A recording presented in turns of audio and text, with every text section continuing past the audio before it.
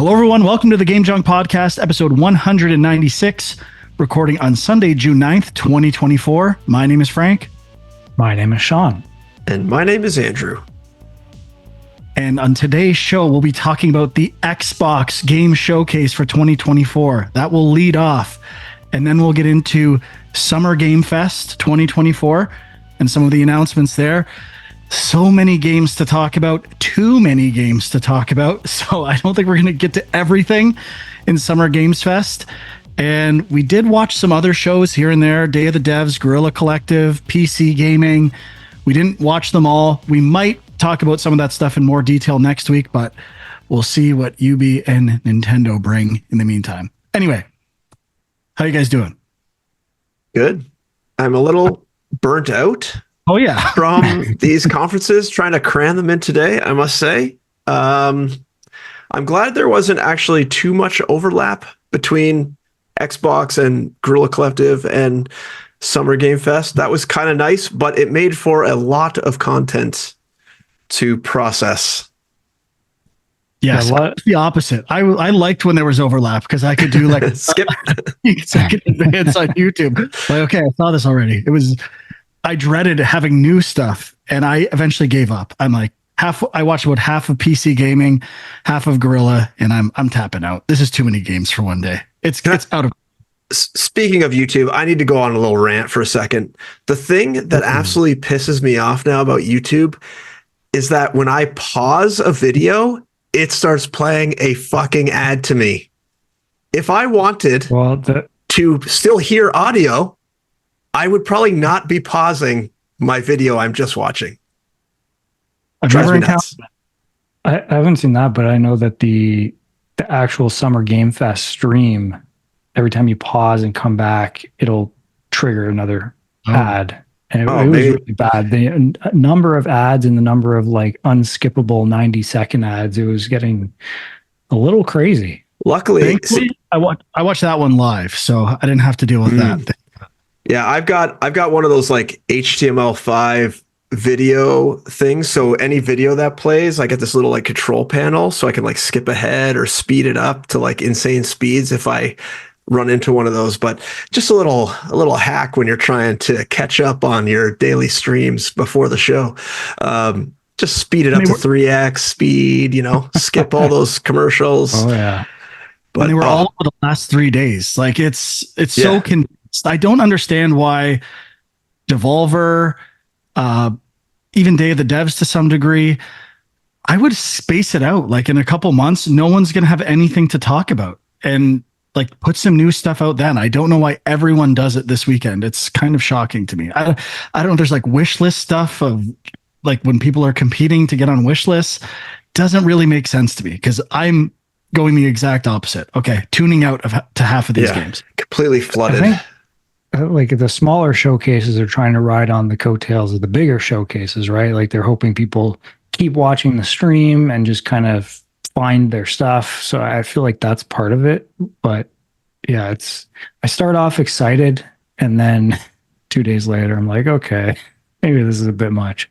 And another thing that's on my mind before we get into the details of the show, when I watch these shows, half of the time, these games remind me of another game that got announced 3 or 4 years ago that we've never heard a word on since. Like these games just they pop up and disappear. And while I'm watching, unless the game says out this year, even sometimes possibly next year, if it looks almost done, I'll think, okay, this is done. Half of these games, I'm like, this game might never come out. I might never see this game again. Except for some of the indie stuff, it's really hard to put any faith in the release dates, especially based on how much content you see for some of these. I mean, that's maybe a good lead into Xbox, because that's kind of how I felt watching Xbox this year. Like it felt like I thought it was a good showcase overall for them, but it felt like so many games are just kind of, they're throwing it out there. Maybe they've already announced it 3 years ago and they're still just in development. There were not a lot of release dates. A lot of them were just 2025, which feels like it could be 2026 or 2027. Like, who knows? Yeah. We're on exactly the same page. You just compare the state of play with the Xbox, and state of play was, we don't have a lot to show. that we know is going to come out soon. So we're just going to talk about stuff we know is coming soon. Xbox put everything they have on the table, or it felt that way, even though I think there were some omissions of games we've seen before. But I mean, obviously it was more impressive. There was lots of cool stuff and games I'm actually excited about. So just before we get into Xbox, I hate watching these things on YouTube, and I always look at the comments, and they're so annoying. If one more person mentions Silk Song in every one of these shows, my head will explode. It is so annoying.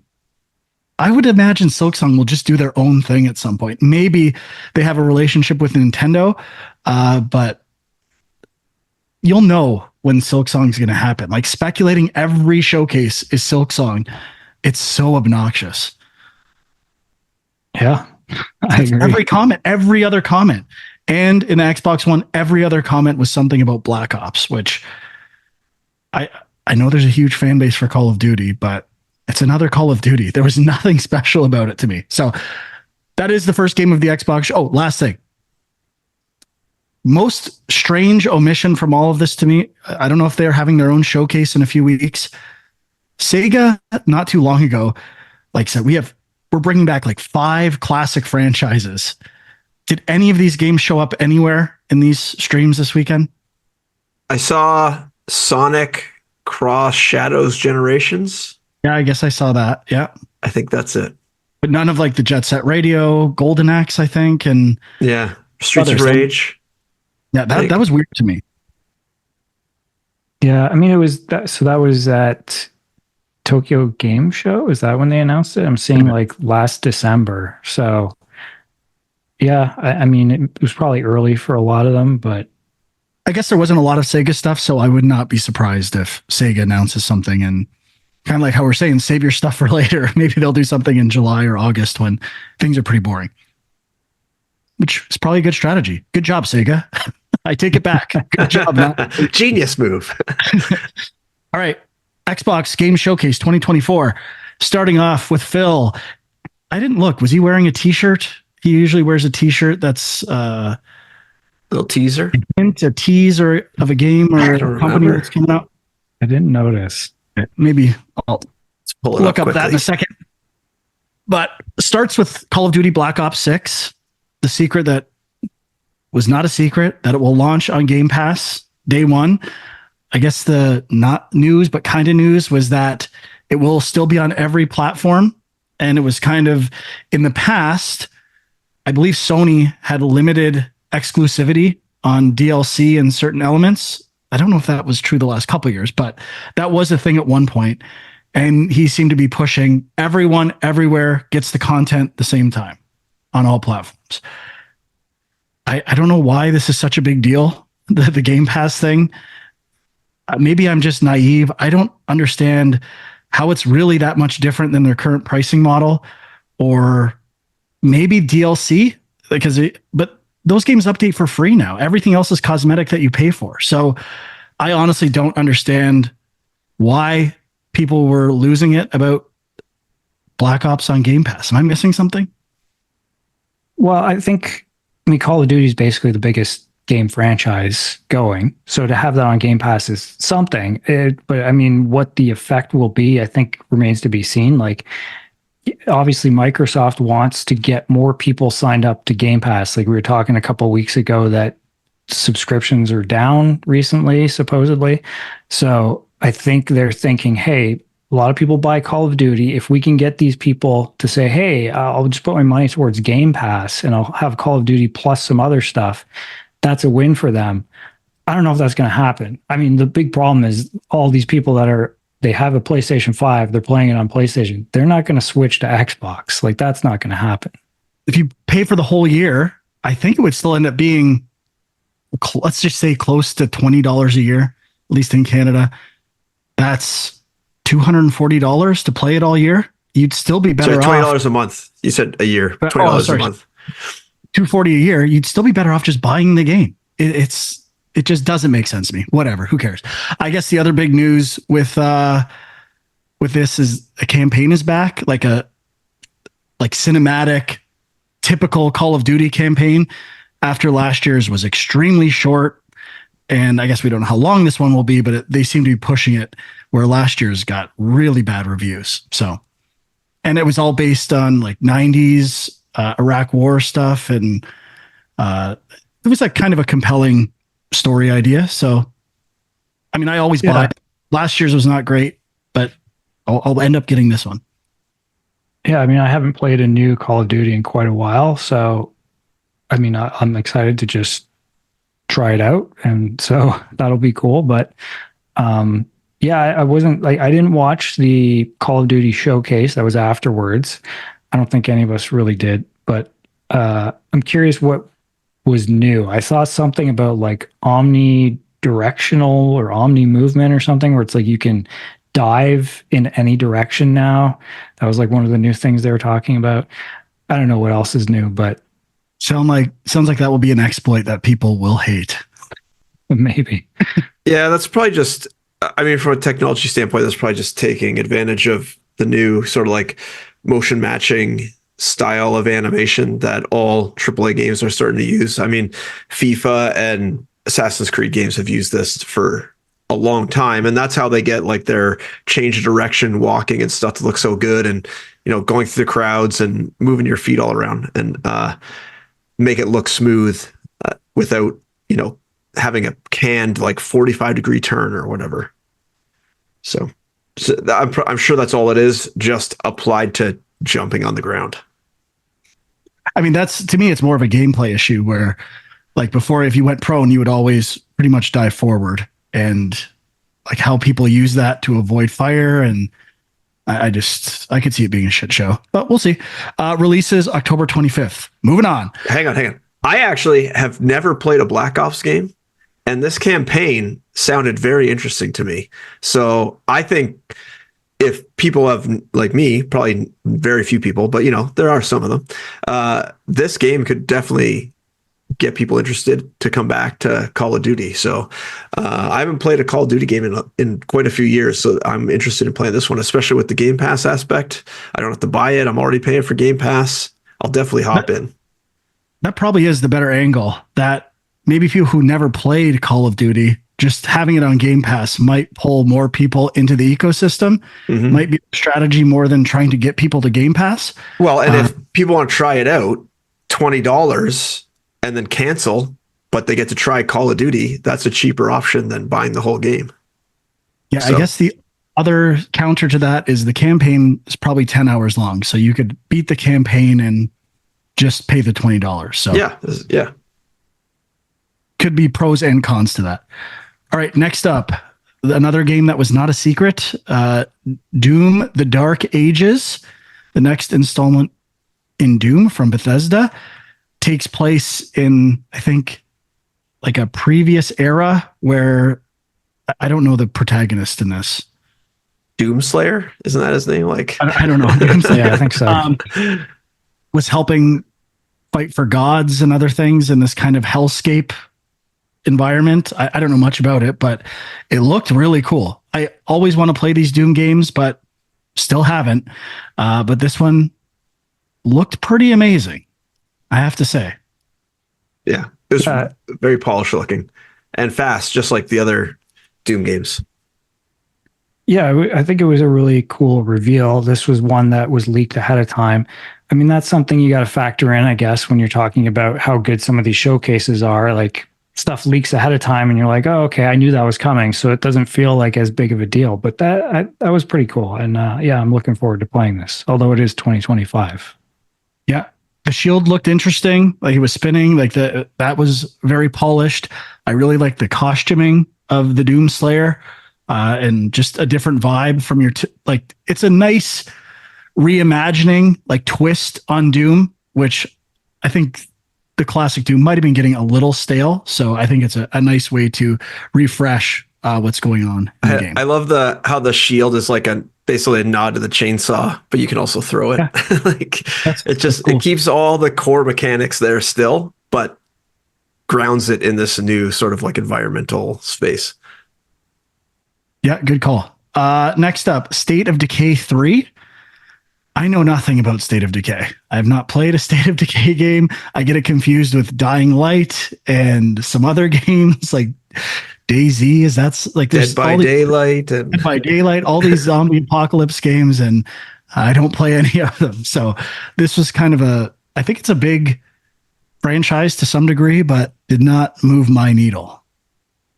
yeah, I played the first one a little bit. I think it was big because wasn't it one of the first sort of like indie open world games that came out when they were doing kind of the big indie push on Xbox?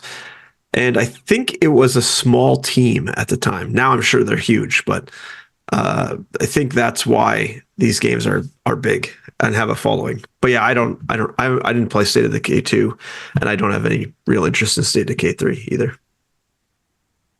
Yeah, haven't played the other two. I mean, I'm always curious about these open world zombie games, and I've dabbled in a few of them, but I'm not sure what's unique about this one. I didn't really get it from the trailer, but it looked cool. It just looked like a lot of other games, as Frank already mentioned. All right, next up, Dragon Age: The Veilguard. Is it Veil or Veil? I always say it wrong. I think it's Vale. Veilguard, I'm guessing. which was to me one of the surprises of the show. I don't think this game has been announced before, has it? Hadn't been announced, or I think it was under a different title, right? Yeah, I don't think they've said. I don't think they showed anything of it, Yeah. but they just changed the name like this month. Used Okay, to be something else. They had mentioned a new Dragon Age game before. I had forgotten it, to be honest. Was surprised to see this is coming out 2024 this fall. Is there an exact date yet? I didn't write it down, so I doubt it. I don't also think didn't so, write because that. I think they're doing it like a showcase just for this game in the near future. Okay. I don't So know. I mean, Is I EA was- doing an event? I don't know if EA's got their own thing this year. Yeah, I guess BioWare is EA. I forgot that.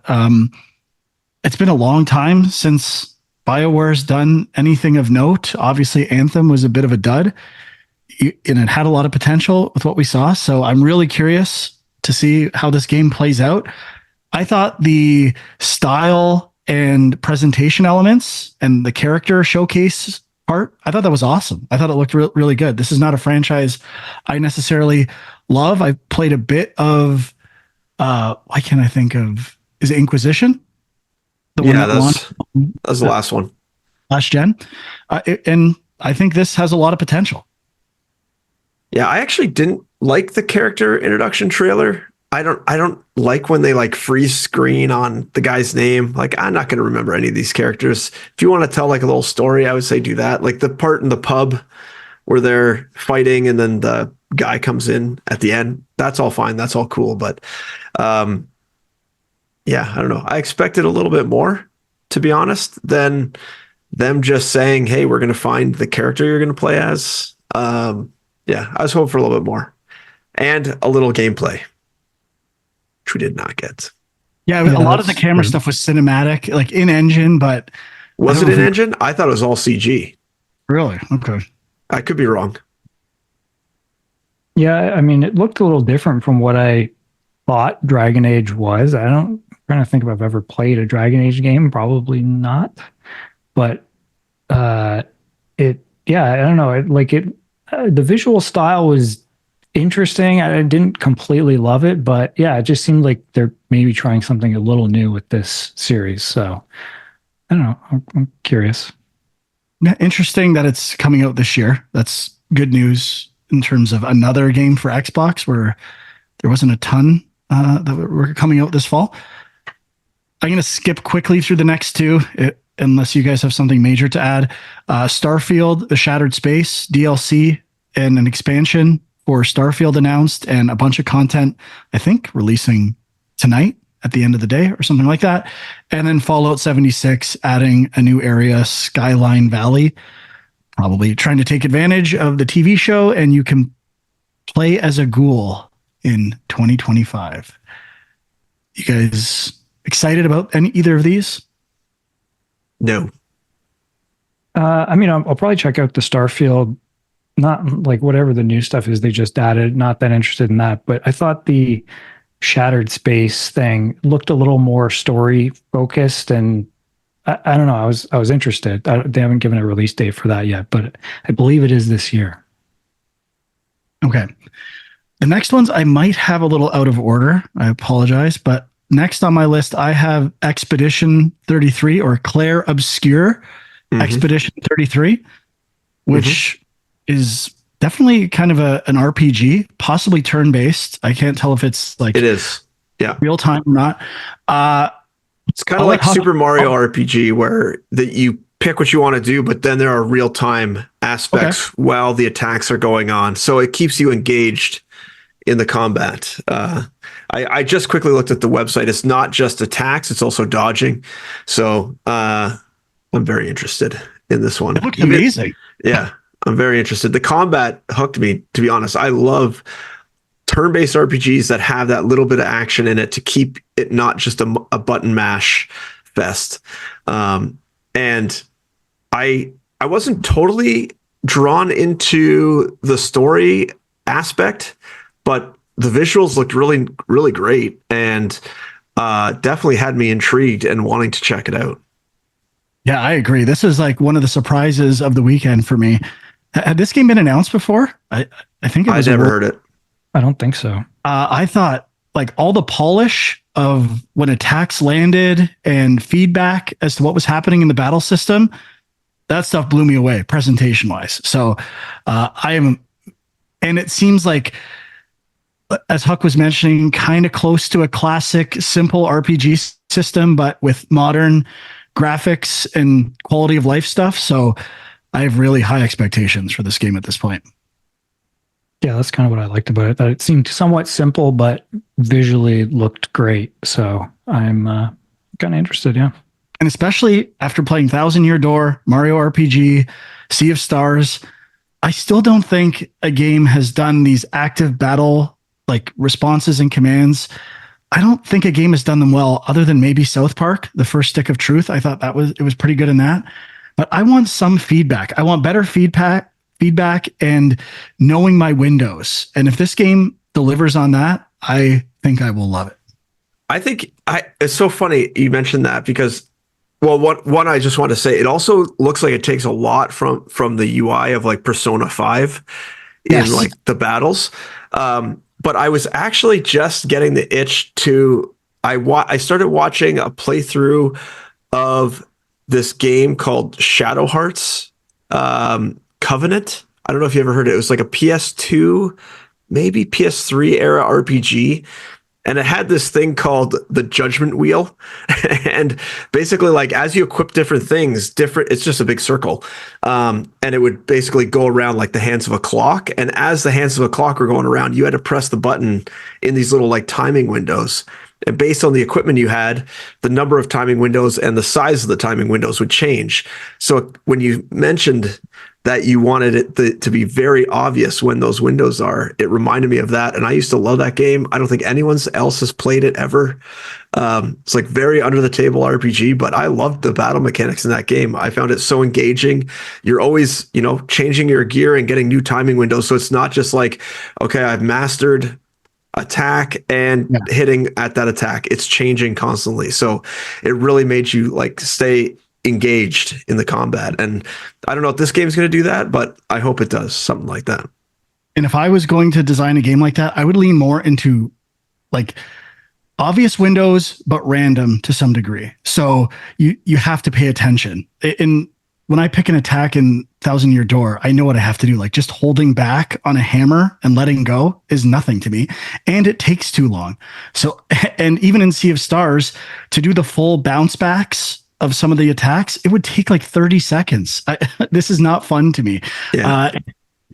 We need speed. We need to keep the game moving. So, well, and if you could equip different weapons, and they would have different, attack windows, attack animations, and then you would have to learn those, animations when to hit. I think that's kind of what you're talking about. I don't know if I would go random necessarily, but definitely adjusting the windows based on like items you have.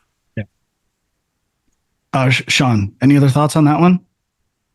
No, yeah, it's like not really my kind of game necessarily, but again, it's just a nice surprise, unannounced game. I'm kind of into it. Yeah, might as well say it. This is my Xbox game of show, the one I'm most excited about in the showcase by far.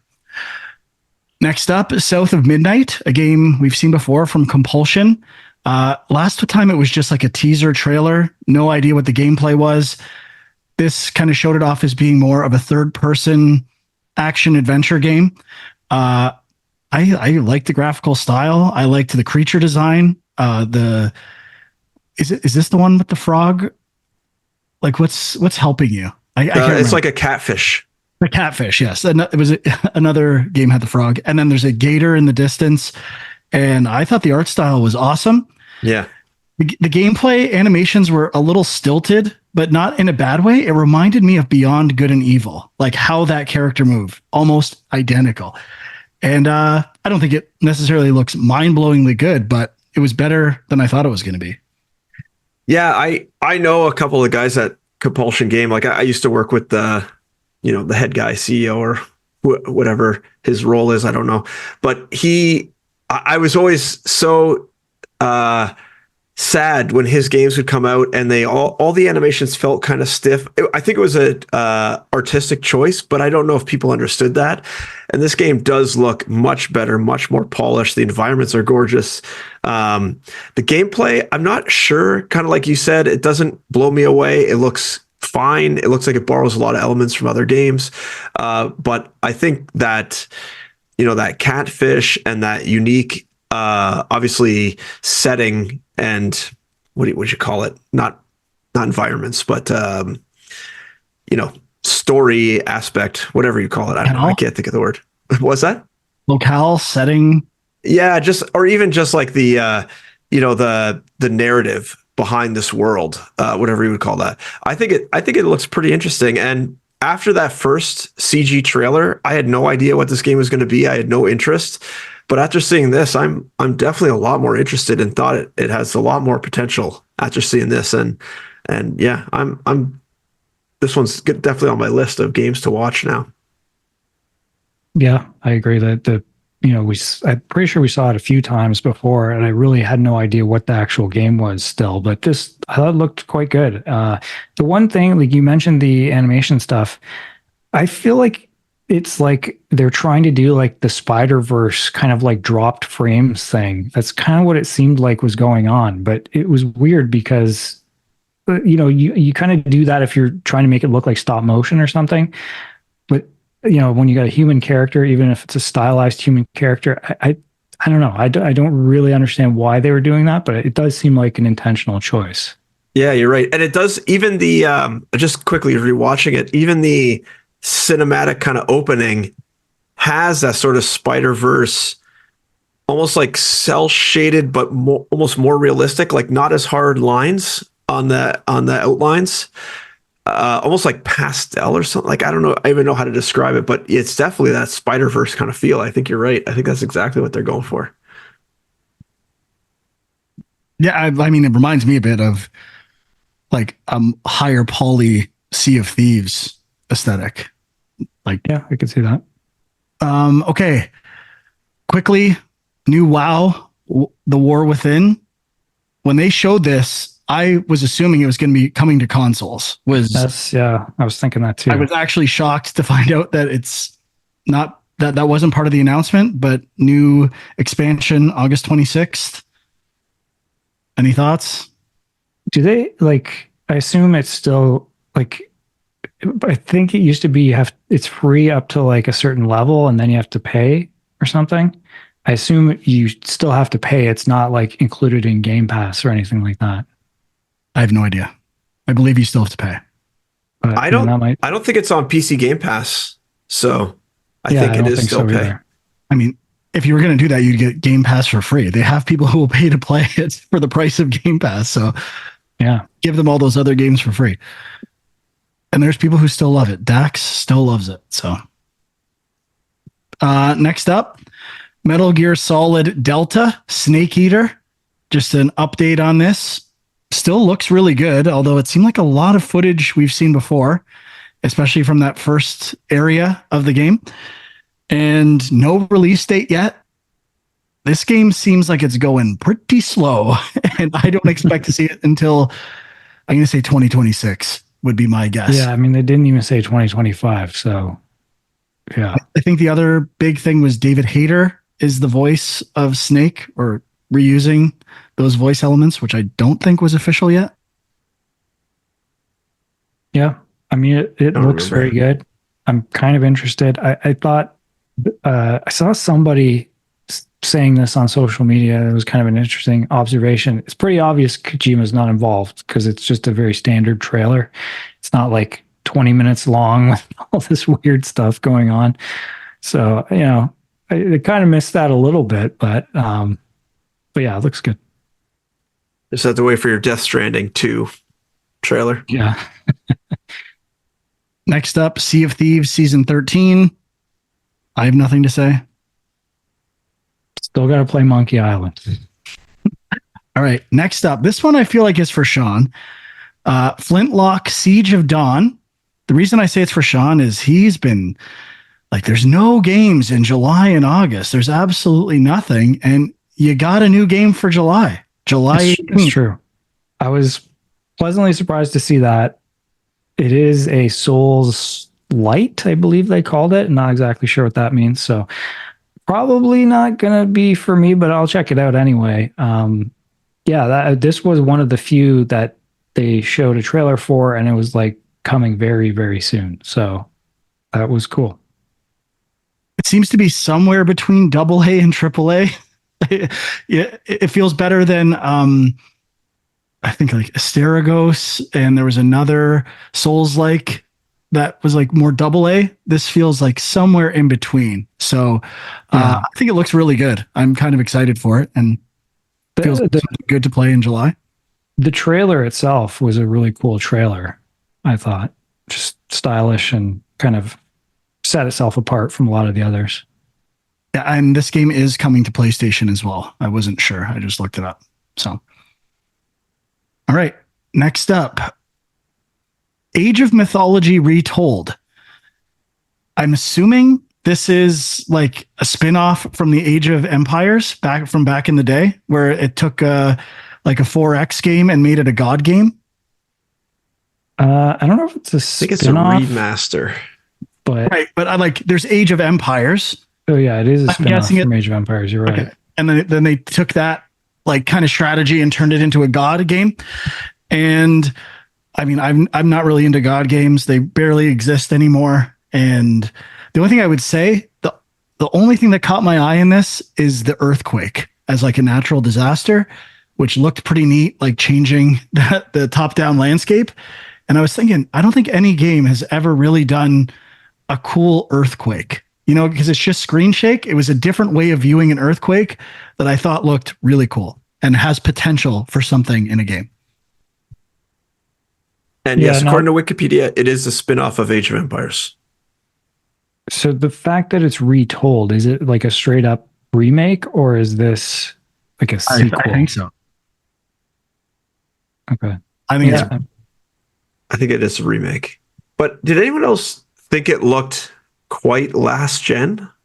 Like it almost looked like I would expect more of a visual pop. I don't know if it was just the lighting or what, but something looked off with just the polish level of the environments and everything. So I don't disagree. This game is not for me though. We can move on unless you it guys looked a little flat. I don't know. I'm looking at some screenshots. I think it's the lighting. It looks weird. There's like shadows from some things, but it's not like consistent. I think that's what it must be, something like that. I don't know. It's All weird. right. Next up, I don't think we had heard about this. I take it back. At some point, they said they were working on a Perfect Dark game, right? And Correct. this was like the first gameplay we've seen of Perfect Dark. Sean, I'm going to let you do this one. Seems like your kind of game. Yeah, I mean, I'm kind of liking what I'm seeing. It's Did not you like like the original Perfect Dark? the original. I did. The Xbox 360 one was kind of a disappointment. But this, I don't know, it had some cool ideas. It looked a little more fast paced and actiony than I expected. I don't know. It's still kind of hard to tell, but yeah, at least we did get to see some gameplay. And I think they said 2025 for this one, if I'm not mistaken. So I don't think there was a date. No, At I least don't not think in no. this trailer. Okay. Could be wrong. But did you see the setting of the game, Sean? The city where it takes place? No. What? Garden City. Oh, Oh, my really? gosh. And Catherine's, the Garden City. It says here that it's in Cairo. So Yeah, I the don't know. city's called the Garden City. They say it right at the beginning. I'm almost positive. That's why there's all the plant life incorporated into it. And there seems to be some element where you shift dimensions and reveal, like, there's an like illusion element to this city or what's going on. I don't know. But I thought the shock Really? effect. I read that as just some sort of like visual analysis thing, like Batman's analyzer. It could be. Oh, it looks like Garden City is an actual district in Cairo. There you go. And I thought the one flash of gunplay where the character slid and did like some repeat shooting looked pretty competent and current gen first person shooter expectations. At first, it was like really slow. And like, I don't really know what kind of game this is yet or like how fast the gameplay is, but definitely got some hints that kind of eased my worries with some of that stuff. So, not a huge fan of the franchise, but I think it looks pretty good. But Yeah. definitely a big game to show.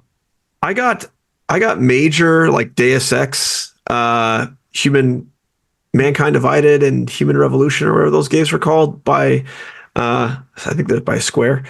But yeah, I found this game once it got into the combat or this trailer, it was almost like too fast for me to process. And it's not just the 2.5 times speed. I slowed it down to 1 time speed and actually watched it again. But there was like some parts where the guy is just whoever's controlling it just, knocks someone down to the ground and then immediately gets up and like shoots 2 dudes like very far apart, instantly perfect shots. And it was just a little too like tailored cinematic moments for me. Like it was a little too It did make me scripted. wonder. Yeah, it did make me wonder if it's just you hit a button and it does like a couple quick kills or something. Maybe. Yeah. So I don't totally still know what the gameplay is going to be like, but I thought the sci-fi aspects of it were pretty interesting. And, these shooters are pretty fun. Next up, Diablo 4, Vessel of Hatred, kind of the first expansion of Diablo 4. There's been seasons. This will have a new character or new class, I should say, and a new area to explore. I think it comes out October. Don't quote me on that. This was just a cinematic trailer. Yes, October 8th. Cinematic trailers do nothing for me. Don't care. I expected more Diablo 4 stuff. Yeah, so. I think they said it was the opening cinematic of the game, so it's nothing. Those are always super high quality, but Yeah, it's not. Blizzard's bread and butter. Yeah. Next up, Fable, releasing in 2025, followed a similar structure to the last concept of the trailer where it introduced some character talking about themselves. And this one started to incorporate more elements with the protagonist. I think like the lighting, this is the one with the frog, I believe. And I thought the lighting looked great in the gameplay elements we saw. I didn't get a real sense of combat or any of that type of gameplay, but my biggest question watching this is like, do you design your own character? All the footage had the same hero in it, and like that's one of the staples of Fable. Not that I really care, but how your character morphs and changes based on how you play. Like it feels like a vast departure from the rest of the series, and at that point it becomes a bit of a just generic action RPG. Not that it couldn't be good, but it feels like it's missing what made Fable without Molyneux like helping with it. Yeah, I'd agree with everything you said. I thought it looked really polished. Definitely the having one set lead character definitely pulls away from that like origin of Fable kind of aspect I don't of know it. if that's But official yet though. Like I don't know if they're just using character. It's hard to believe that it's not one character if they're always showing the same person. Yeah, I I agree. Because it was like a female protagonist too. So I thought, oh, that's kind of like the reveal here that it's going to be a female hero. But then I look online and nobody's really talking about that. So I feel like that was just a choice to like, cause I think the other trailer was kind of similar, talking about the idea of like who is a hero. And so, yeah, I think probably you can still choose your own hero. But yeah, so, but I don't know. We'll see, I suppose. I am looking forward to this. I was hoping this would be maybe a little further along than it seems to be. Like there was some hints of gameplay in there, but not really a ton. Yeah, they showed like sword fighting and then I think a bow and arrow and slingshot or something. Not a slingshot. I don't know. One of those throwing rock things, whatever you call those things. Sling. Sling. Yeah. So there was some variety, but I agree. I thought it looked really nice. I'm looking forward to it. Yeah, I agree. Next up, another pleasant surprise for me. It's another hero shooter. I had not heard of this game before. It's called Frag Punk. I thought it was super polished, like visually very compelling. What was the other? What was the Sony one that Concord? And this one appealed the most to me out of the recent new ones we've seen. But this one had like a deck building element where you can change the rules as you play. And I thought the idea of like giving all your opponents big heads to make headshots easier, that seemed like an interesting kind of idea or hook. So don't know much about it, but it stood out to me from other hero shooters that we've been seeing over the past few months. What was the game you got hooked on that had that first person shooter deck building mechanic? Neon White? Neon White, yeah. But in that game, it really wasn't like, it was We're really changing just, the environment. yeah, it's like a quick way of switching powers. Like it wasn't much of a conscious decision. It was like very, like you don't really build a deck. The level kind of dictates your deck. So definitely not the same type of thing. I don't think. Yeah, I thought the style of this one looked cool. I was just looking up the developer. It looks like it's from NetEase, which is, I think, a Chinese publisher. Yeah, I think so. So my first thought was like, oh, this is Microsoft wants their own hero shooter. I mean, I guess technically they have Overwatch now, but and they would put it on Game Pass, which would help it get some traction. But it looks like that may not be the case. I don't see anything about Game Pass, and it seemed to be. I think it's free to play as well. At least on Steam right now, it's listed as. Oh, okay. And maybe that makes sense. I thought it looked very colorful. I thought I loved all the art decisions in the game. I thought it looked great. Okay, next up, the one game that was a question mark for me. Not that I necessarily think it's going to be bad, but Winter Burrow, a kind of 2D art, very like low key indie-ish type game where you play a mouse. There's lots of mouse games. Art style didn't seem that particularly unique, so I was kind of left wondering, why is this game in the showcase? Yeah, didn't really impress me. I like that they do throw in indie games here and there, and I know there's definitely an audience for this game, but yeah, it kind of stood out compared to all the other stuff. Maybe not in a good way. Yeah, and it's not the game almost, right? Like it's just it doesn't feel like it fits in with the entire show. Yeah. It really reminded me of a game I worked on for just a brief period of time by Alien Trap called Witchwood. It's very similar vibes. Lots of crafting, lots of foraging, lots of finding recipes. That's to like progress kind of thing. And yeah, it gave me really, really similar vibes. A little different art style, but similar game mechanics, similar feel, similar vibes. So also not that interested on my end either. Could be good. Part of me was thinking, oh, this must be from a developer that made something else that people love. And I don't think that's true necessarily. Yeah, and the publisher was Noodle Cake, who I pretty much only know of because they published Soundfall. So they don't have a ton of stuff. I just feel like I'm missing something. Next up, Mixtape, a kind of story-based, getting into Dwyer Bros territory, getting into the 90s Friends adventure, with a heavy soundtrack element, like a curated soundtrack with pop music from the past, and interesting art style. Sean, is this moving your needle or what? A little bit. I mean, they open with a Devo song, which right away caught my attention. It seems like it's mostly just a narrative game. I don't really know the specifics of what the gameplay is, but I did like the style and the vibe of it. I think it's is this an Annapurna game? Am I remembering that? So, they have a pretty good track record in my book. So, I'm interested. I don't know if it'll blow me away, but I'll check it out. Same developer as Artful Escape. I didn't know that. I just saw that. Oh, Okay. It kind of gave me the same animation and art style vibes, at least for the characters, as the Compulsion games, South of Midnight, where it's kind of jittery animation wise, and that almost like cell shaded, but polished, almost like clay, I guess is a better way to describe it. Like almost like claymation type animation, not animation, art style. But I don't know. There was something about this game I kind of liked. I don't know if it was just the art style, but I have no idea what it is. And maybe it's the music too. Yeah, it doesn't feel like my kind of game, but I feel like there's something there. Could be good.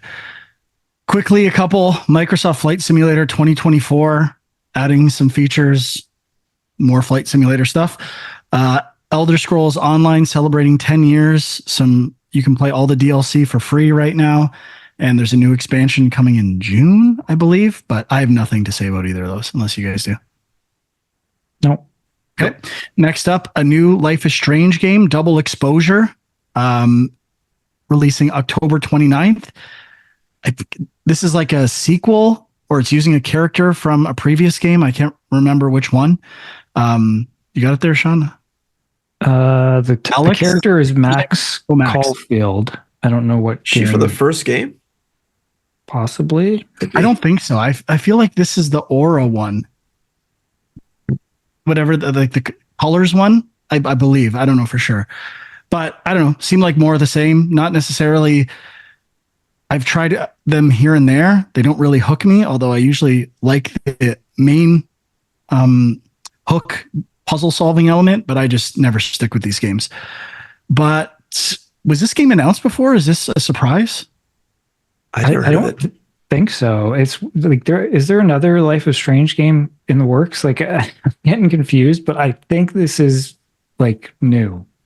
Yeah, this is like it says announced trailer, so I assume it's the first time it's been announced. Like the kid sister of like Yakuza and not being able to follow which games are Life is Strange and what they happened in, and there are people who love them and know all the branching and how all that works, but I'm not one of those people. So according to the sorry, go ahead, Sean. I did like the murder mystery element. Kind of intriguing. Yeah. According to the Life is Strange wiki, she is from the first game. And she's appeared in the other games, but this is like her other one that's in this one. But I actually thought I was kind of interested in this game. I thought it looked kind of neat. And I haven't played any of the newer ones. I haven't played True Colors or Life is Strange 2. So I'm interested to dive back in. I like the first game. There's like basic puzzle mechanics and, mystery solving stuff. The first one is the one I played the most of for sure. Next up, Indiana Jones and the Great Circle, releasing later this year.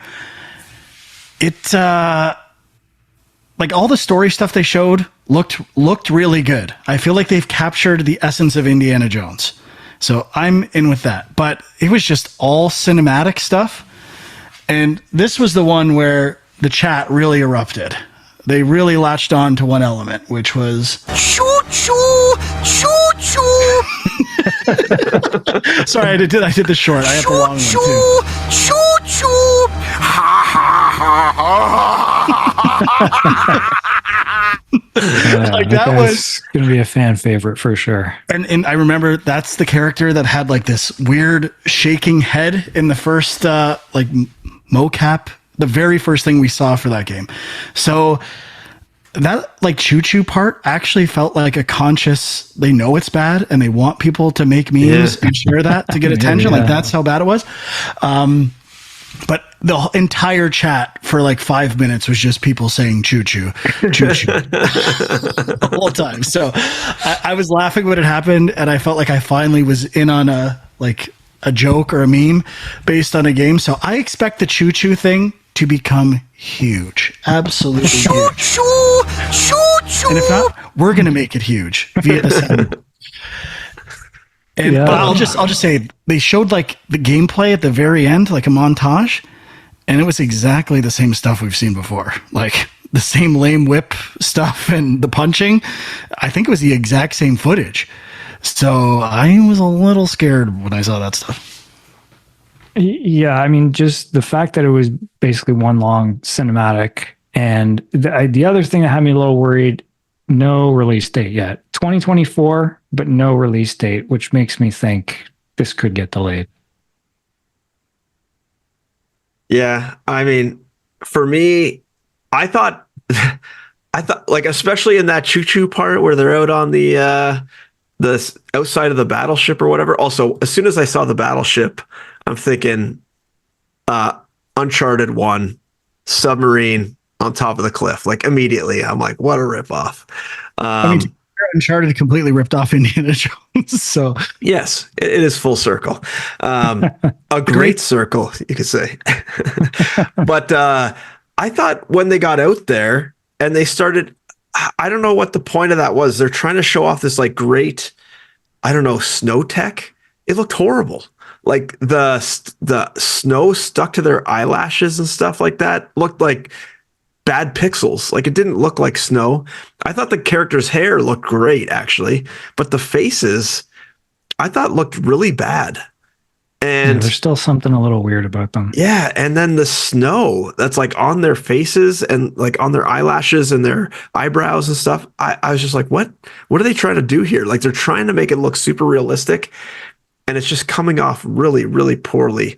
I don't know. There was a lot. Also, Troy Baker's voice just absolutely rubs me the wrong way now. I mean, talented guy, but I can't stand him. I just hear Troy Baker. I know he's doing his best to mimic Harrison Ford, and you know, he gets probably 50% of the way there. Good on him. He sounds kind of like him, but I could hear Troy Baker the whole way. heard it all. I didn't hear it at all?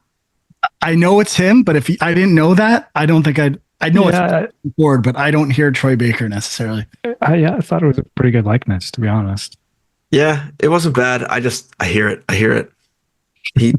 He's the new Nolan North, and it's just he's everywhere. That he is for sure. Okay, we got to push through some of these. This is gonna be a long show. We're burning time here. Next up, Mecha Break, just a mech game with like some flying elements. Really didn't look bad, but not for me. Yeah, I mean, I think this was new though. Like, has this been announced before? That was the only thing that I was like, oh, it's kind of a new unknown title that they're throwing in here, but didn't really blow me away. Next up, Wu Chang Fallen Feathers revealed. I believe another, I believe Chinese fantasy type third person action combat game. Yet again, it looks pretty good. Like I will play this game if like the gameplay holds up and stands up to other third person action games, but there are a lot of these games. A few too many, if you ask me. But yeah, I mean, it is on Game Pass. It is Souls-like action RPG is how they're describing it. Is it published by Microsoft? Is it exclusive? Looks like it is. Oh, no, it says PlayStation 5 as well. So, And can you not get a different name? Like Wu Chang, Wo Long. Like, I'm sure there's another game with a very similar name. Is there not something more creative? Maybe like the name of a city in China or something? I don't know. I don't know the difference anymore between these games. And they all look very similar. I'm checked out. I this is one of those games where I see one of these and I don't even watch it anymore because they're all very similar. They're all kind of, dark, atmospheric, crazy monster type things, and I'm just yeah. There's like a list. I'm looking at an image of like Black Myth Wukong, this game, Crimson Desert, Project Eve, which is now Stellar Blade. There's Phantom Dust Zero. There was the something with the wind we saw last time. Like, Yeah. these are my type of game. Like, I end up playing almost all of these. I platinum Stellar Blade. Like, it's insane. So I will play this game for sure. But I cannot disagree. There are a lot of these games. And maybe they sell well, and that's why. But I think studios are going to have to start mixing it up a bit, even though I love them. Next up, Avowed, the new. We've seen this before. It comes out this year. It's kind of like how, to me, Outer Worlds was Obsidian's, Fallout like. This is their Skyrim like, and very colorful. Looks interesting. I don't know if I'm super excited for it. Huck, this feels like it might be a game for you. I don't know. I was watching this and I'm kind of thinking I'd probably rather go play Skyrim first before trying this game. But I wasn't definitely a no, but I definitely am not drawn to this and want to play it. So I don't know. These kind of games, I don't really like first person melee and magic games like this too much. Like that's kind of what turned me off of Skyrim. I find I always just revert back to try to do a bow, most likely, or ranged magic if they have it, like really far ranged. But I don't know. I'm not sold. I'm not sold yet. I'll wait for some reviews. Yeah, I mean it looks pretty good. I'll definitely check it out. I'm not super excited for it. The one other thing, this was another one that it said 2024 in the showcase, and I was thinking, oh, okay, that maybe is a bad sign. But I believe they did announce on social media, or maybe there was another specific showcase for this game, but they did announce a date. I think it's November or something. There is an article headline: Avowed's gunplay is going to be a game changer. So there's something going on. There's pistols and other elements. So if that is true, I like the art style. I like the vibe for the game. I think it has potential, because I always find in Bethesda games, I find the gunplay pretty like just basic and not all that interesting, especially in Starfield. I felt the same thing. Not a big change in using different weapons, but if it nails the action element of gunplay and shooting, the best mechanic in all video games, I think there's potential for Avowed. So apparently there was a blog post on Obsidian's website that did say November 12th, but it's been removed. So that is probably or at least the date from the blog post has been removed. So that is probably the date. And Microsoft probably didn't want it, or EA, whoever's doing this. No, Obsidian, right? So it's Microsoft. Probably didn't want it out yet. I think the opposite. I think they know they're not going to be delivering it on November 12th. Or that. Yeah. Well, if we're talking Bethesda likes or clones of Bethesda game, the next one certainly falls under that. I don't know much about it, but Atomfall, which seemed like maybe an Atomic Heart game, or like an expansion or a Fallout type thing. I don't know much about this. Do you guys have any thoughts? No, is this the first we've seen this one? I think so. I don't remember seeing it anywhere else. I mean, I'm kind of intrigued. It has like an interesting tone. It's kind of England, 1957, but there's like, it is kind of like Fallout, where there's like a radioactive, I don't know if it's like a wasteland. I don't know. I'm really confused as to what exactly it is, but it says here, single player survival action game, open world adventure, meet odd people, wicked cults, rogue government agencies. It's like all over the place. And there's some classic British sci-fi. So there's like definitely a British theme going on in the game. It has potential. I just need a little more. Didn't seem fully realized. It's an interesting idea. It's on my radar, but don't have much to say at this point. Yeah. I'm going to just say quickly, Assassin's Creed Shadows release date November 15th, because we've kind of talked about it a bit. Little more gameplay now, like actual combat, and we might end up talking about it after the Ubi showcase next week. Two left. One that was definitely getting a big response on the Discord, Stalker 2 Heart of Chernobyl, releasing September 5th. I don't know. I'd never played a Stalker game. Are you excited for this game or think it looks particularly good? I haven't played it either. I thought it reminded me of the Metro games. And that's about as far as my impression went. I didn't think it looked really super interesting. I mean, there was like those portals and things, but I have no context for what those mean. They didn't really go into it at all. And like there's lots of like ball lightning floating around. So I don't know if that's from the first game and you're supposed to kind of know what those things mean, but I didn't get a sense from this trailer as to what that means or anything like that. Yeah, I didn't get the sense like, oh, I need to play this versus the last Metro game, which I never got to, which all look good to me. It's not like this game looks bad.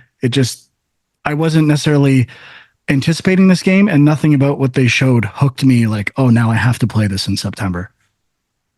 Yeah, I mean, I'm definitely going to check it out. I mean, it's interesting just that it's kind of the movie, the world of the movie and all that stuff. But like, this has been in development for a long time, I think, which, to be fair, I think the developers in Ukraine, I'm sure that's the little nothing made in easy. Ukraine at the bottom. Yeah. People that think it was made in Russia. I was like, that's kind of weird. Anyway, Yep. Next up, a game that I think people were expecting, or it was rumored to be part of the show. A lot of people were saying Gears 6, and I'm very glad it's not called Gears of War 6.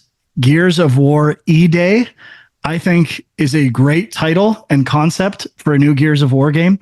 Like the day, like Emergence Day, and when all hell breaks loose, I thought, okay, that's something different. And like the city's being taken over. I don't think this game will come out for 2 or 3 years, but I think it's a cool idea. Agreed on all points. Yeah. I mean, was there a Gears of War game that was a prequel already? The one that was after 3? What was that one called? What was it called? What's that? Was it Judgment? I don't know. Yeah, I think you're right. I don't know if that was a prequel or not. I thought it might have been, but yeah, it's a cool concept for sure. And going back to characters everybody knows and loves, yeah, this is probably what they need for the Gears franchise right now. So I'll definitely be looking forward to it. It's so weird to me because I love the first Gears of War so much. Like, I think it's one of the best games ever made. I've probably beaten it 6-7 times, and I've beaten it co-op. I've played a ton, and I've never finished a campaign after Gears of War 1. Even though I play them all, I don't. Oh, really? I just never finished the campaign. And they're not that different. I don't know what it is about Gears of War 1 that is so much better to me. But it's not because I think they're bad. I wish I had time to go back and play every Gears of War, because I think it's one of the most underrated franchises out there, which I know sounds a bit like I'm a hypocrite because I don't finish the games, but I love Gears of War 1. I agree with you, though. I think my favorite is still 1.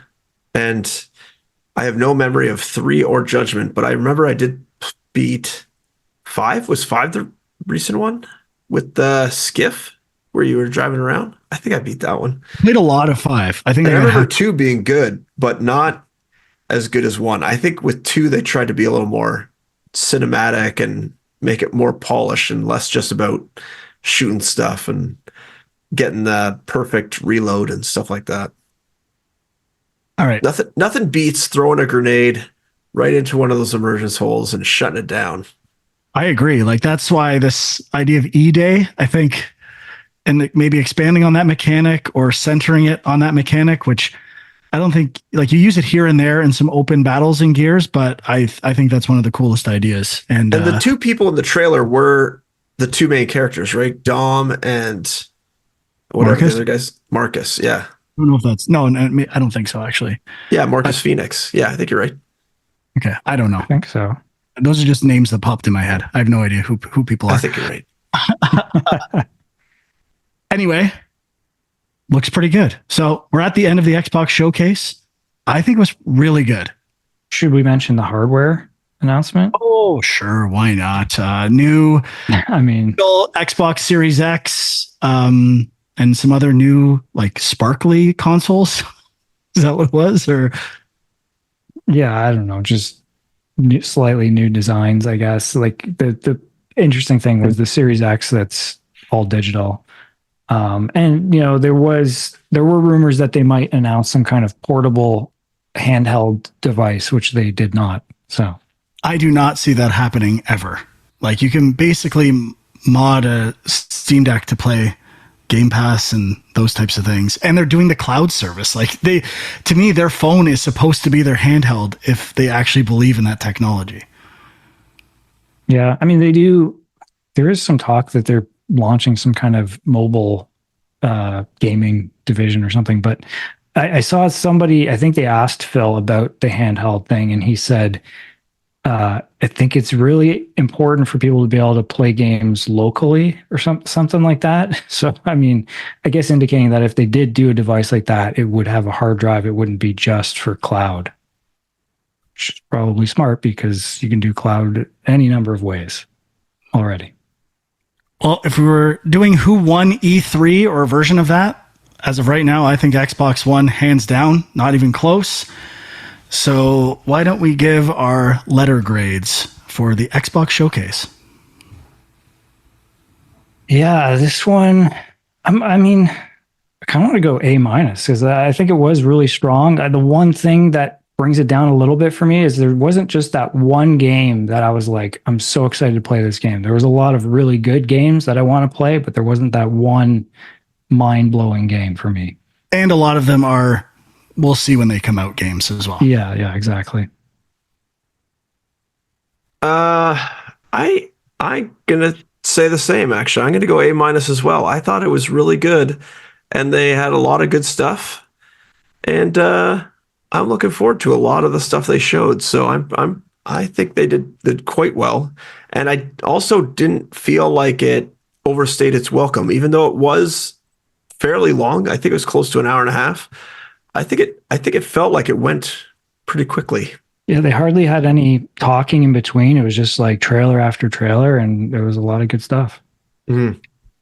Yeah, I was ready before the show. I have not changed. I am also an A minus. Choo choo! Choo choo!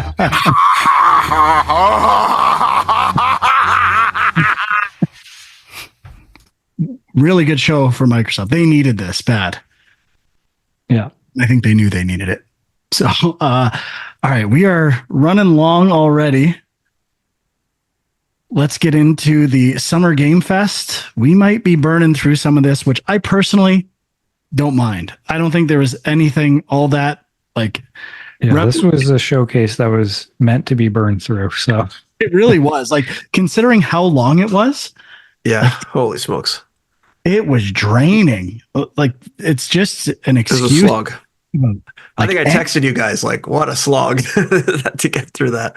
Holy crap. Like, it was painful at times. So let's just go through some highlights and talk about a few other things. This got leaked before the Game Fest. Lego Horizon Adventures. So a Lego game set in the Horizon universe, which I think looks pretty good. I thought it looked really good, actually. I thought it looked really polished. I don't know how fun it'll be, but I thought it looked really good. The Lego games are always fun, I find. So I think this is a smart play by Sony to team up with the Lego guys. yeah, it's kind of a weird one in terms of the audience for it because it makes sense for Sony because I think they want to bring younger people into that franchise, and that would do it. But in terms of the other way around, I mean, if you haven't played any Horizon games, are you interested in this game?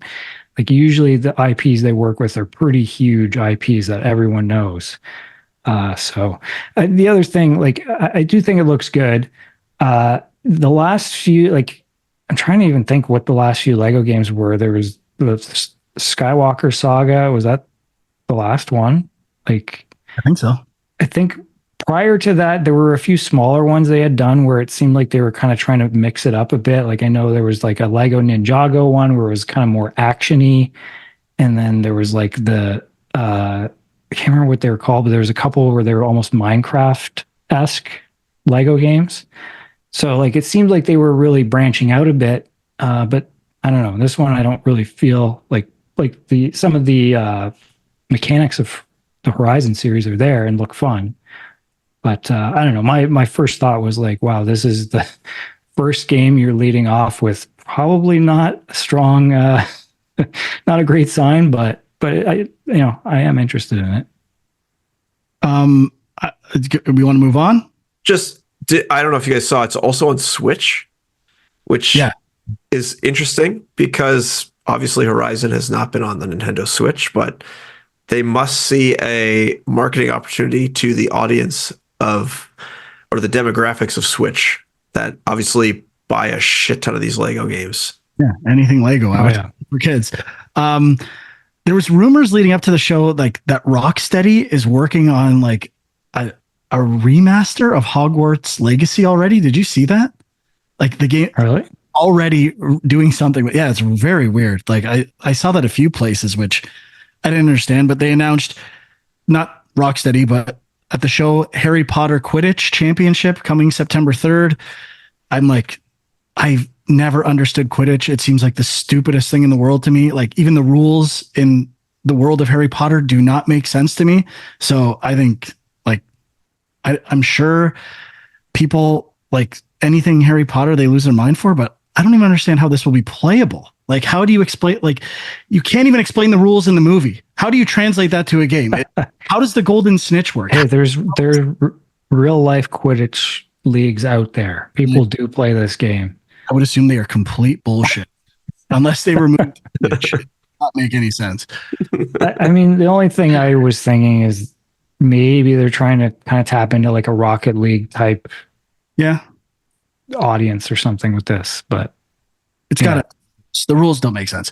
A weird kind of game that like had a hook, and I think a lot of people like the idea of, was Cuff Bust, this kind of escape game with koalas escaping out of prison and mild like Extraction, Left 4 Dead vibes. And I didn't think it looked amazing, but it definitely is one of the games that's stuck in my brain that I witnessed. Yeah, I mean, what did they say this guy worked on before? What was the game? He did another game. Yeah, I can't remember now. I'll look it up. I'm sorry.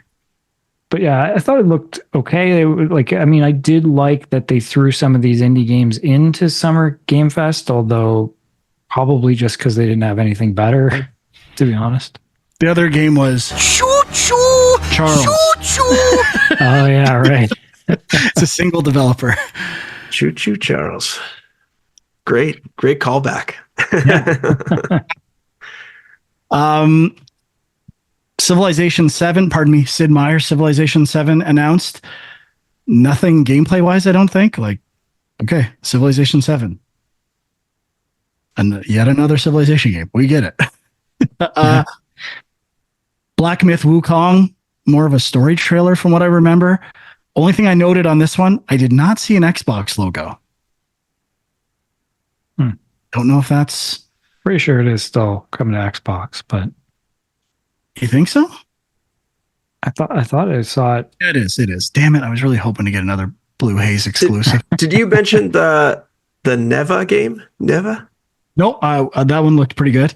Okay, I have that before Civ 7. I was just wondering. Yeah, I skipped it, but yeah, if you want to mention it, go for it. Well, just because it was from the creators of Gris, which was a pretty big game, I think, a pretty big indie game. It had a very similar art style to it. So I thought the art style was kind of nice and could carry it along. But yeah, the gameplay didn't look anything spectacular or anything much different than what Gris was. Yeah, I think the art gave me Ori fused with Thunder Lotus style animation stuff. So I thought it visually looked quite good. an update on Metaphor RE Fantasio from the creators of Persona. Looked decent. Not my, like, I'm not into Persona, but I thought it had a cool look to it. It talked about a job system. Probably, I think it was too technical in the presentation about how the systems work.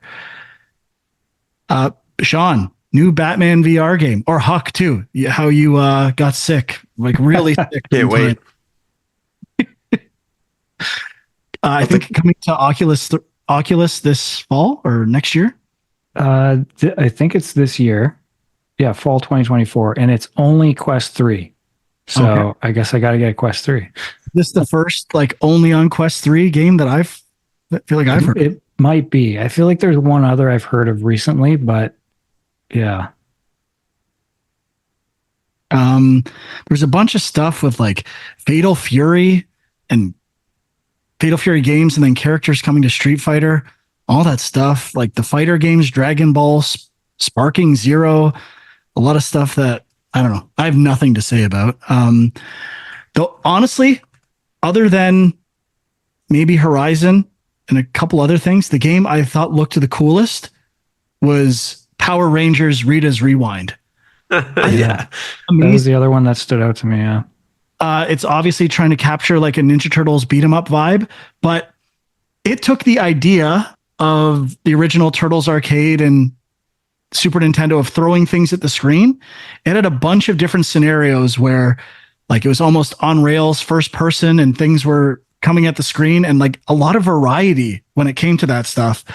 I was like, this development team is taking the idea of a retro beat 'em up, and to me, taking it to another level from what we've seen in these other games. So I was really impressed with this game.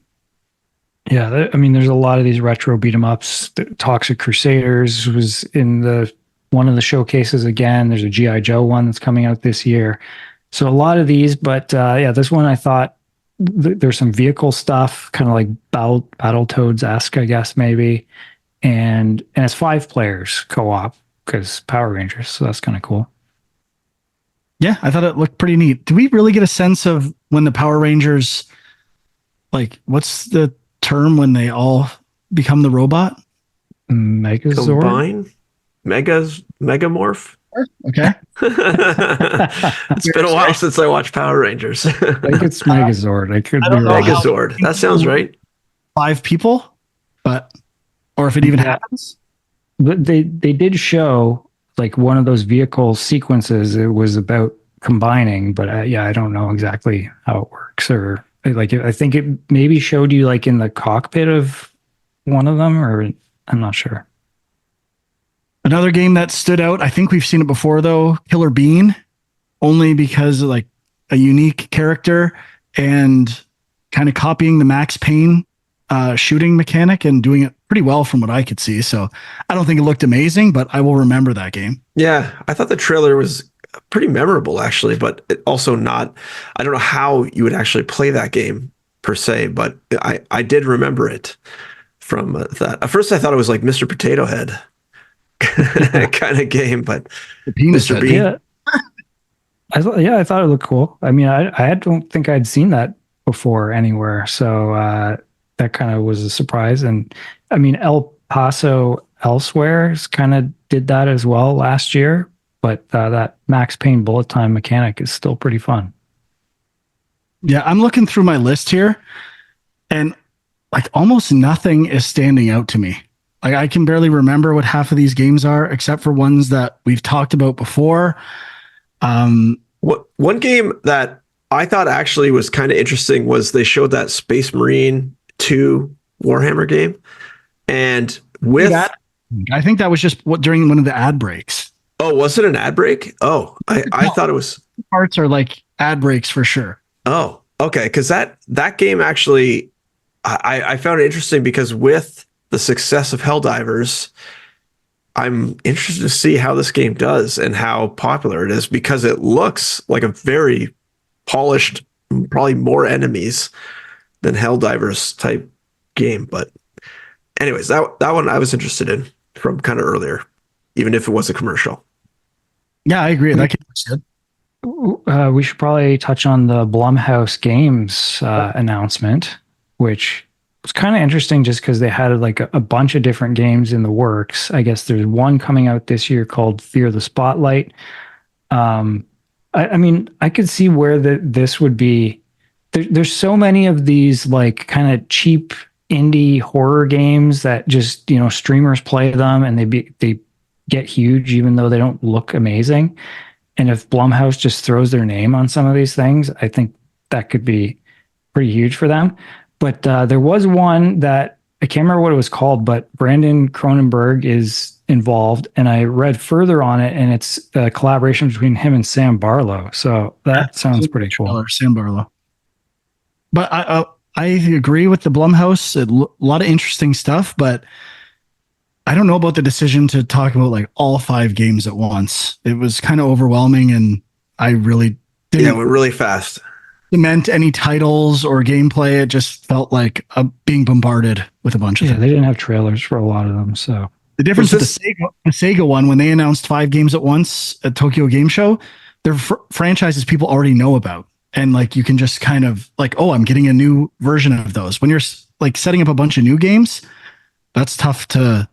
I don't know if it was the best strategy. Well, I think the point of that was kind of what the lady said afterwards, where the whole point was to show you that there is a great variety between the games they're doing, and that there's going to be like a game for everyone who likes any type of horror. There's going to be one game that you're going to like. And, there was like kind of, PlayStation 1 style graphics. There was that there was almost like a 2D, almost like farming sim game, I think they mentioned. So there's like a lot of different types of games, I think, for people. And I think that was more of the point, that they are trying to find a lot of different varieties. They're not just going for Five Nights at Freddy's type jump scares only, which is kind of exciting. I mean, I think there's a real under our radar, untapped like amount of people who play these horror games on Steam. Like the horror game genre is, I think, a lot bigger than we may think it is. And even if people watch it, a streamer do it, buy it, and then never play it, those are still sales that people are getting. And I think they're more popular than it might be obvious, because they're not big, big blockbusters, but they sell enough to make sequels and make more and, that kind of stuff. Oh yeah, for sure.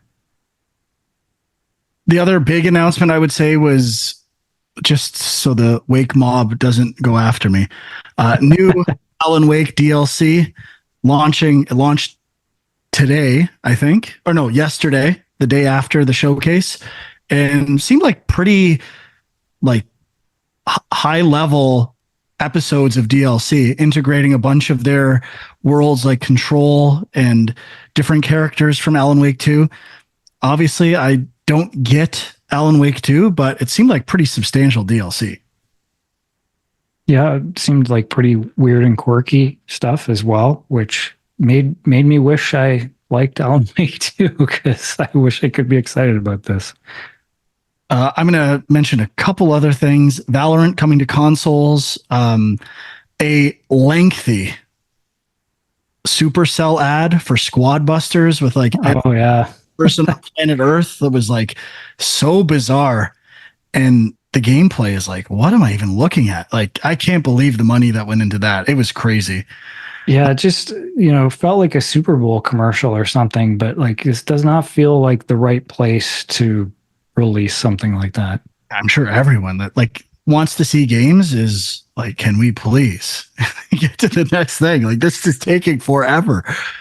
Little more look at Monster Hunter Wilds, and probably the best looking game in the show to me, which we've seen before, Phantom Blade Zero, which I still think looks amazing. I thought every time I see Monster Hunter Wilds, although this was very similar to stuff we saw before, I think it looks really, really polished. Sorry, go ahead. I was just gonna say, one thing to go back kind of like on the Blumhouse topic we were talking about is the Outer Sloth Publishing did a similar kind of like rapid fire. Here's all the indie games we're working on, but I thought it was even worse because it was less time per game, less footage. Like you couldn't even really tell what it was doing. It was more just rapid fire. Here's the names of the games and like a super brief like introduction to the gameplay. And I don't think that worked at all. Even less so than the Blumhouse Games version. I don't know if you guys had any other opinions on that, but it was really hard to follow. And even I didn't even write down the names of the games because it just went so fast. I was just going to say, I don't remember any of the games that they featured. I mean, it's cool that they're using all the money they made from Among Us to pay it forward a bit with other indies, but yeah. Yeah, I don't know. They announced a cartoon as well, and I don't know that's right. how big Among Us is still. Like, they might want to keep some of that money. Yeah, that's a good point. Like, maybe I don't hear about it ever. Maybe it's still huge, but I don't think so. That Capcom game, Kunitsu Path of the Goddess, still looks interesting. I looked it up. It's only $50, so it's a smaller game, which I don't think is necessarily bad. Kingdom Come 2 Deliverance, never really got into that franchise. I think some people are excited for it. Sonic X Shadow Generations, and it was weird. They showed party animals again. Yeah. Didn't this game come out a year ago? Like, I don't even know what that ad was. I didn't know if it was like new DLC or if it was on a different platform. I didn't catch it. Just the Kingdom Come Deliverance one. I thought it was kind of an interesting trailer. Like, I don't know what these games are at all, but I just thought some of the dialogue and like the personality of the characters was, I don't know, just kind of caught my eye, and I was like, what is this? But then I saw it was like a part 2 of something that I'm not familiar with, and I was like, I guess I don't know. But the trailer I thought was okay. Hyper Light Breaker, early access later this summer. Then that's all everything else here I barely remember, except for Cairn, which we saw in other showcases, and maybe we'll talk about next week. Yeah, I mean, we should mention so like you talked about the Supercell ad. There was also that weird M Corp? Yeah, what's the guy Skate. from I Think You Should Leave? Oh, Tim Robinson? Tim Robinson, yeah. That was kind of a weird, like it was for Skate 3, right? But Yeah. they really showed very nothing. strange. It completely fell flat for me. I don't know what they were doing there. Yeah. I mean, they cut back to the show, like, and people were like, what was that? And then it was like a stinger afterwards that, oh, this is actually the game. Yeah, I agree. Strange. Yeah, and then there's also like a website to make you think like, I got to go look up this thing. I'm not looking up this thing. This is stupid. And then, yeah, they cut back. I don't know. I don't know what they thought, how they thought that was going to hit, but it definitely did not hit how they thought. Yeah. One game I don't think you mentioned, which I am sort of intrigued by, is a game called Deer and Boy. Mm-hmm. And I have a feeling that this might be more of like a Limbo-esque game, kind of like a little puzzler game with kind of like your buddy, your deer friend. So I'm kind of intrigued by that one. I thought it looked okay. They didn't really show too much gameplay wise, but I'm hoping it's kind of like one of those puzzle games. Yeah, and I like that style. There's some screenshots on Steam that I'm looking at it right now. Oh yeah. Another game I don't think you mentioned, Wonder Shop, I think it was called, or Wonder Stop. Wander Stop. It was very, I don't think the trailer itself was very memorable. You're kind of like this lady who's serving coffee or something at a restaurant. It's an Annapurna. They seem to imply there was kind of like a dark twist to the game or something. It's by the guy who did Beginner's Guide and one other game. I can't remember that guy's name, but Stanley Parable. So obviously this trailer is not really the game entirely as it seems. Like I'm intrigued based on his involvement, but the trailer and what the genre of the game seems to be is not at all things I'm interested in. It's kind of an interesting way to launch that game or announce that game. The other game I have on here was Slitherhead, which I think they've shown before, but I don't think I'd ever really seen it. I don't think it looks that interested, but it gave me major vibes of a game we used to work on at Silicon Knights. I think it's called. of possessing different things. Yeah. So it's Slitterhead, and I think it's one of the original creators of Silent Hill. Mm. And the creature design was interesting, but I thought it looked pretty jank. Like, I didn't think it actually looked that good, but it just reminded me of that game. Yeah, definitely looked jank. I don't know if that's like on purpose, if that's what they're going for, but I think it actually does come out in October, if I'm not mistaken. February. So, okay. Okay. I think we should wrap it up. Just overall, very long, pretty unimpressive, not a whole lot to take away from. At some point, they got to decide to make these things like an hour and pick some higher quality stuff. Yeah, I mean, saw definitely a lot of criticism online about it, and I get it. It wasn't a great show. There was not a lot of major announcements. He even kind of warned people ahead of time that was going to be the case. I mean, I feel kind of bad for Jeff Keighley in a way, because it's like he's kind of creating the excuse for everybody to have all these showcases at the same time, but then everybody's just saving all the good stuff for their own showcases, and then he's got just the leftover scraps basically. So I don't know. I don't know what you can do about that. I think he's, pulling in some Japanese developers to try and make up for it, but like mostly it's like AA stuff that he seems to be featuring. So yeah, and I mean, if he's gonna take the time to rent an entire theater, he kind of has to make it worth those people's times who are paying money to go sit in the seats and watch a show. You figure he has to make it at least 2 hours. So by reducing it to an hour, I don't think he would be able to sell tickets to that, or it would probably go worse for him, for at least the people who would buy those tickets. yeah. Yeah, I'm not sure. All right, we got to give a letter grade on this thing. I'm an F+. I thought it was really bad. I'll give it a D. D+. D+.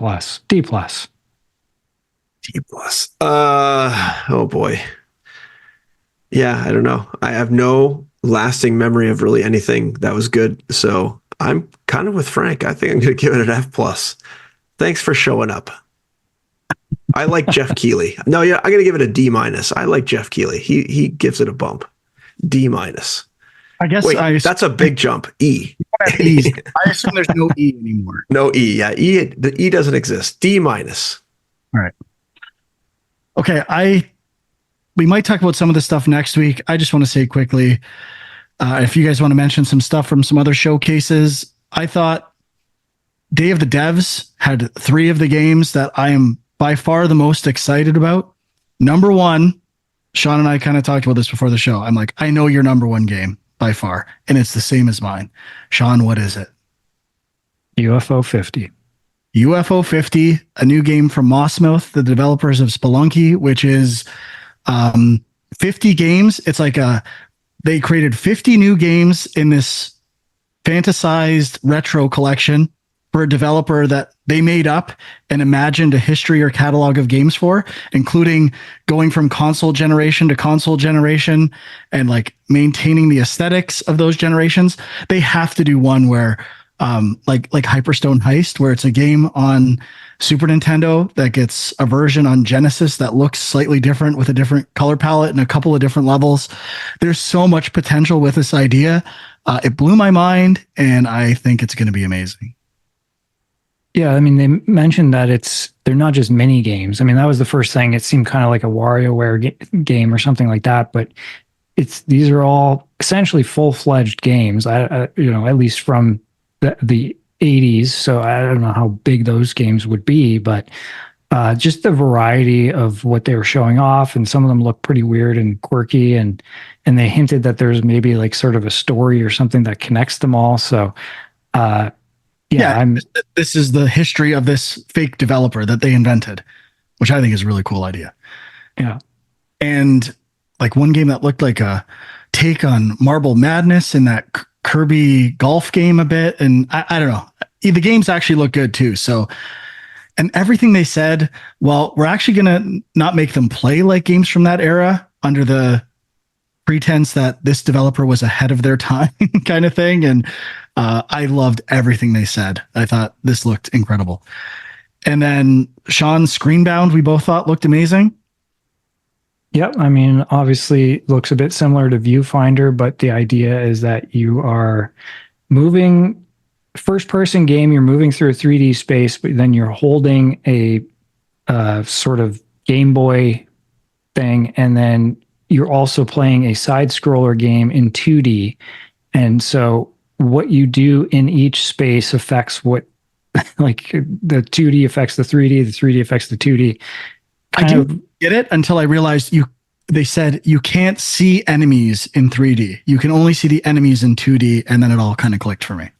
Yeah. So I mean it's a very creative idea. I mean, obviously kind of just want to see how it plays, but yeah, it looked really cool. And Phoenix Springs was like a horror adventure game with a really cool art style. So lots of cool games in Day of the Devs, but those three, I feel like those are all three of those are in my top 5 for the whole weekend. And I think UFO 50 is my number 1 of the whole weekend. Huck, you had a few from another showcase you wanted to touch on? Yes, I watched Guerrilla Collective. There's a couple that stood out. Fallen Aces was like this noir, almost like it was 3D environments, but with like 2D flat plane enemies in it. And they also had the ability to like turn off this noir filter and then it added color. I thought it looked really good and really polished. There's a lot. Version or Dick Tracy version of that mouse game almost. Yeah, kind of like that. Yeah. And then there was a Five Nights at Freddy's game called Into the Pit, which was a 2D, I guess, adventure game or action. I don't know if it was an action game or just an adventure game. But what really caught my eye was the animation polish was insane on all the characters. And it really, really caught my eye. Like all the characters were so expressive. You could tell there was so many frames of animation behind all these movements the characters were making. It just really impressed me. And also like at the end, the website was like justpizza.club. I'm like, what a weird like website. Why would anyone remember this and go to this website? It's such a weird marketing thing. What was that? Remembered, or are you reading that? I wrote it down from when I watched it. So somebody remembered because then it worked. It was the best. I haven't gone to the website yet though, so I don't know. I could have written it down wrong. Let's see, what else did I have here? There was I mentioned that Transylvania Adventure of Simon Quest game that had been announced, right, and shown before.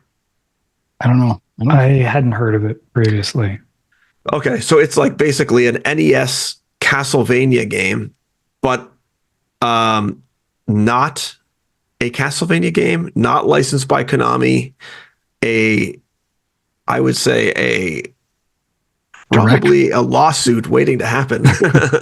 Well, it is a parody, I believe. So it's kind of, I suppose, maybe just in the name. I don't think in the gameplay it was a parody. Konami's fault, but I feel like it's karma for them claiming Metroidvania when they didn't contribute to the shop. And I don't know if you watched the trailer, but there was literally a boss out of Super Metroid, like an exact replica of the boss. So, I don't know. I feel weird about that one. Vampire Survivors, that game. I feel like Castlevania gets ripped off like crazy. Yeah. This is a little too on the nose. I think. What else did I have? Oh, there was a game called Egging On, which I thought was pretty interesting. It's like a physics-based puzzle platformer where you are an egg and you have to jump, taking into account the shape of the egg and the physics of the egg. And if you fall, it's kind of like that Bennett Foddy Getting Over It game. And like if you fall, you're down to the very end and you have to climb all the way back up. There are no save points. And so if you crack your eggshell, you become the yolk, and then the yolk can like slip through the boards and fall down, and you have to just wait and then your shell regenerates in, I don't know, a couple seconds or something like that. But I don't know. I just thought these kind of physics puzzler games are surprisingly fun. So I have high hopes for this one, even if that level they showed is like the only level in the game, which it might be. It is. I don't know. That's pretty interesting. Yeah. Yeah, I thought that looked really cool. I could see it getting annoying starting over, but I think it looked like a very unique idea, and that is definitely one I remembered from that showcase. Yeah. There was another game called Little Problems, which was from the publisher of Case of the Golden Idol, and this game had it was sort of like a modern life Case of the Golden Idol game where you're exploring environments in like a girl's house or something, and then you have to kind of figure out what happened in her life, and it's the same logic puzzles, same layout, almost exactly as Case of the Golden Idol, where you get clues and then you have to fill in kind of like blanks. So that one was very interesting to me as well. I agree. Mentioning that in the PC game, I think PC Gaming Showcase, they talked about Rise of the Golden Idol, and the demo is out now. Right. Played through a bunch of it today, and it is very similar to the first game. I got the sense it might go a different like 3D route or something. Very similar, slightly different interface and different graphic style, but I still loved it. It was really good. Yeah. There was one called actually Desynchronized that I thought Dwyer might be interested in. It was like a run-based boomer shooter, but it had a very retro 80s kind of like theme to it. I think I saw Something to maybe look into. And that reminds me, we didn't mention this, but Replaced was absent at the Xbox showcase. Good point. And on the Devolver Digital, which I generally think they have short shows and they have like a really good concept, like a legitimately funny, well-written show every time, with the Volvi theme continuing this year. But the games didn't do much for me, and no Plucky Squire update. I'm thinking that's not making it in 2024 either. Yeah, I was thinking the same. Interesting you mentioned Replaced, because there was a game in the Guerrilla Collective called Neon Blood that is supposed to come out in Q4 of this year. I wrote down The Last Night, but also very Replaced looking. That same like pixel arty but good lighting art style. But this looked more like a kind of like detective-y game, but also an interesting kind of like thread that people have taken up, that they're kind of diving into this art style and taking advantage of the lack of this art style in games that have actually been released. Yeah, and indie and AAA alike, I don't have a list of games, but just felt like a lot of games were missing that we have not gotten updates on in a long time. So we shall see. Yeah, All there's a few other games, but I added to my Steam collection, but I don't think they're really worth talking about. But I thought the Guerrilla Collective was pretty good. Had some stuff in there. And if we want, we can dip back into some of these next week if there's any, especially if they come up in some of the other showcases. And I think we should probably call it quits. It's been a pretty long episode. I know we burned through Summer Game Fest, but I think it was warranted, to be honest. And good for Xbox. Really good show. So that was at least something delivered this whole weekend. Up until this afternoon, I was like, what? This is a dud, a complete dud. The industry is in shambles. And I mean, it is still a pretty quiet fall winter season, it's looking like. So, but thank you to Xbox. Don't say I hate it. Speaking of Xbox, I sent you guys a picture of Phil's t-shirt. Do we want to speculate on what it means? It's like this like panther looking orange outline shirt. Yeah, I didn't know what it was. I looked it up online and I didn't see anything, and I don't know. To me, it reads as like either Black Ops or I thought it was maybe like that Captain America Civil War, like Black Panther, but then you wouldn't think it'd be orange. Yeah, no, he usually picks like really obscure stuff, and they led with Black Ops. I think it's just Black Ops, but I don't know. Let us know in the comments if you know what that shirt is that Phil's wearing. Mhm. YouTube.com/Game Junk with Discord links there as well. So thank you for listening or watching. We'll see if there's any big news this week. Ubisoft, maybe Nintendo, although we think that's the week after. You can find Sean on Twitter at FilmJunk, Huck at My Angry Commute, and Equilibrium Sis. And we'll see you next time. Thank you. Bye-bye.